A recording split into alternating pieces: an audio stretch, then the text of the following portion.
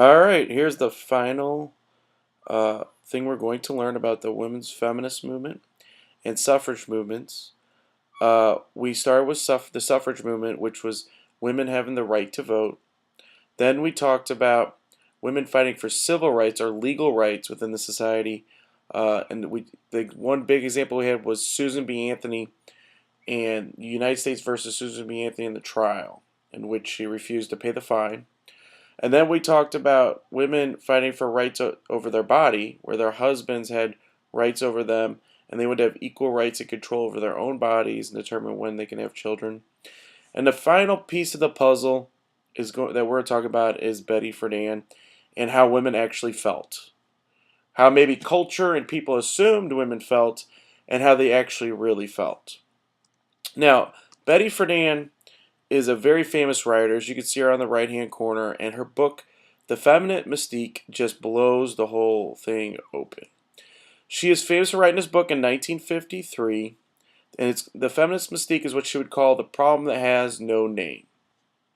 And what happens with Betty, she's a really interesting woman. A lot of women at the time would have been housewives, and America was changing, especially with the interstate highway system, where people were moving further and further away from the cities, and the men were going to work maybe downtown in St. Louis, but they were living out further out in the county.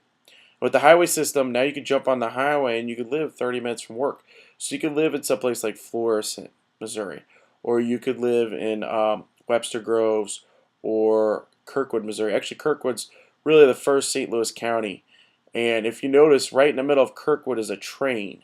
So the wealthier men would build these big, beautiful homes, and their wives would drive them and drop them off at the train, and they take the train to downtown St. Louis.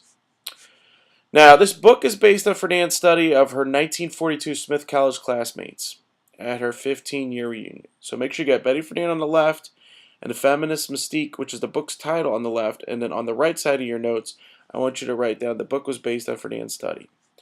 Now, Friedan had goals. She wanted to be a writer, and she went to New York and she accomplished her mission. She went to Smith College, which still today, I think they're ranked number 19 in liberal arts colleges in the United States. Small college, a really good all-female college. And as you guys have guessed, since the men did not want women getting educated, women start forming and building their own colleges like Smith College. So Friedan graduates and she becomes a writer, and she starts her own family, and she comes back to her 15-year reunion. And she starts talking to the women she graduated college with, and she finds out that a lot of the women are housewives, which there's nothing wrong with that. But the second question she kind of follows up with is, are you happy with where you are? And what she finds out, the answer is no. A lot of these women that went to be educated and wanted to be something other than a housewife had ended up becoming a housewife, like the majority of women, and they really felt, pay attention, they really felt, as you can see, that they kind of lost their identity. They realized most of the graduate class had become married housewives, and finally, the women they lost their identity. They felt like they lost their identity or who they were through their children and their husbands. So it's every day they woke up and they gave everything for their children and their husband, but they really didn't feel like were their own person, or anybody's really noticing them or asking them how they felt. Now, this loss of identity caused a lot of unhappiness, and a lot of this unhappiness was hidden. So that's why you might say it's a problem with no name. And people at the time, it sounds absolutely crazy by our standards. Back then, a lot of the women would go to the doctor, and the doctors would prescribe very strong drugs, like methamphetamines, which are uppers, to make the women happy. And they're probably depressed, and they're lonely, because a lot of them are sitting out in the county all day, and when children are at school, they didn't have a lot to do. Hence the invention of a TV show genre called the soap opera, which is actually called that because they used to sell soap products, and they would pay for the commercials for Dove soap or so on. The money would pay to actually keep these these programs open so women could watch something during the day. But a lot of times the men took it for granted that their wives were happy and the kids, that everything was good. and there was a lot of depression, a lot of anger, a lot of frustration. And especially in this case, what Betty Friedan had identified, that these educated women who maybe wanted to become doctors or lawyers never accomplished their goals or their mission in life, and it felt kind of stuck or taken for granted as well. So Friedan doesn't just stop with this book. This book is obviously read by a lot of women and ignored and seen as controversial by many men.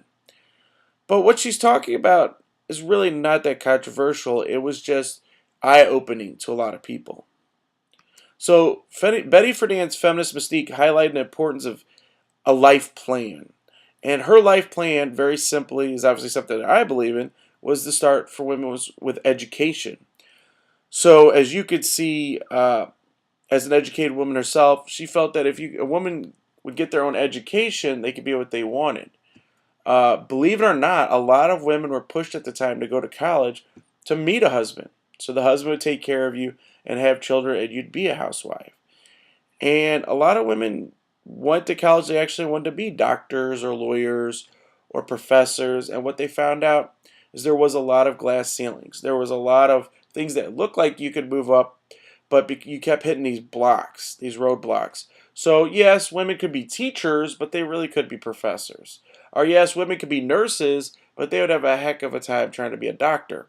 And this is changing, and after World War II, women do get more respect and freedom in the workplace, but as the men had come back from World War II, the jobs tended to disappear and go towards the men.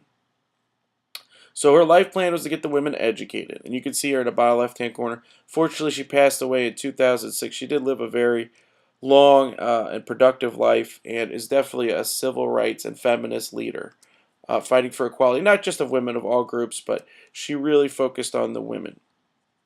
In 1966, she co-founded the National Organization for Women, called NOW. That's the acronym being letters standing for other words, NOW. And the last thing she really works towards, other than getting equality for women, is going to be an actual real change to the documentation of America. So the good news was, with the Civil Rights Act of 1964, women could not be discriminated in the workplace, and they had to be treated equally in jobs and in society. And under the Civil Rights Act of 1964, there was some protection. And this was this one law. And actually, the story behind why women are mentioned in the Civil Rights of 1964 is kind of interesting. Originally, it was asking for equality for people of color, and what happened is a senator out of Tennessee had said, well, if you're going to give equal rights to people of color, then you might as well give it to women. And he thought it was kind of a joke, because he thought the Civil Rights Act of 1964 would never pass Congress, that the House and the Senate wouldn't pass, and the President, Lyndon Baines Johnson, wouldn't sign it into law. And he was wrong. So the joke was on him. And still today, people use the women and other minority groups use this law to protect themselves. And you can sue based on discrimination. But Betty Friedan's final goal, as you can see, as it appears, was she worked endlessly to pass an equal rights amendment to the Constitution. Unfortunately, it never passed. It's a fantastic idea, one that she wants an actual amendment or change to the Constitution, just like the 19th Amendment gave women the right to vote in 1920. She wanted something in the actual outline, the Constitution, of how the government works, says women are equal, to be treated equal legally, not just in voting, but at the workplace and at school and out in public and even at home. And unfortunately, it's how many years later, we've never passed this law. So, but her dream and her fight was not lost in vain. She did a lot of great things and brought attention to really important issues about women today. And still, there are many feminists and people that are fighting and believe strongly in equal rights currently. So I hope you guys learned a lot about how women felt. And still, today, there's some women that feel and identify with what Betty Friedan wrote in the book, The Feminist Mystique. And I will check back in with you in the next video. Take care.